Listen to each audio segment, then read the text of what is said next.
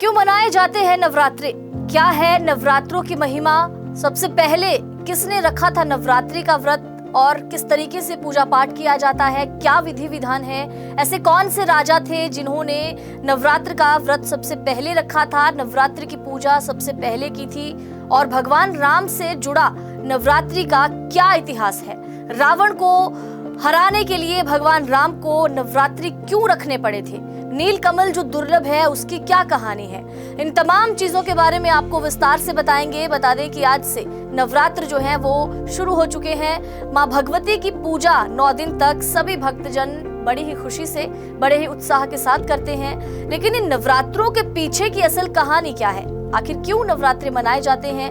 9 दिनों में क्या खास होता है? देवी माँ कैसे प्रसन्न होती हैं? किस तरीके से उपवास किया जाना चाहिए? किस तरीके से पूजा पाठ विधि विधान किया जाना चाहिए? और भगवान राम की नवरात्रि से जुड़ी क्या खास कहानी है, क्या खास किस्सा है, विस्तार से आपको बताते हैं। भगवान ब्रह्मा ने चंडी पूजा पाठ के साथ ही राम जी को कहा था कि आपकी पूजा तभी सफल होगी जब आप चंडी पूजा और हवन के बाद 108 नीलकमल अर्पित करेंगे। ये नीलकमल दुर्लभ माने जाते हैं, तो राम जी ने अपनी सेना की मदद से ये 108 नीलकमल ढूंढ तो लिए, लेकिन जब रावण को ये पता चला कि राम चंडी देवी की पूजा कर रहे हैं और नीलकमल ढूंढ रहे हैं, तो उन्होंने अपनी मायावी शक्ति से एक नीलकमल को गायब कर दिया था।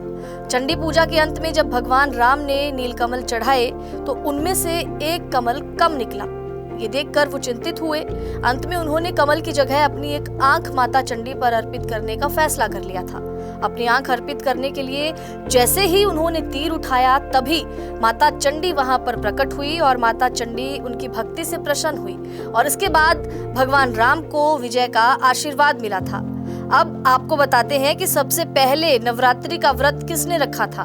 बता दें कि प्रतिपदा से लेकर नवमी तक माता चंडी को खुश करने के लिए भगवान राम ने अन्न जल कुछ भी ग्रहण नहीं किया था। 9 दिनों तक माता दुर्गा के स्वरूप चंडी देवी की उपासना करने के बाद भगवान राम को रावण पर विजय प्राप्त हुई थी।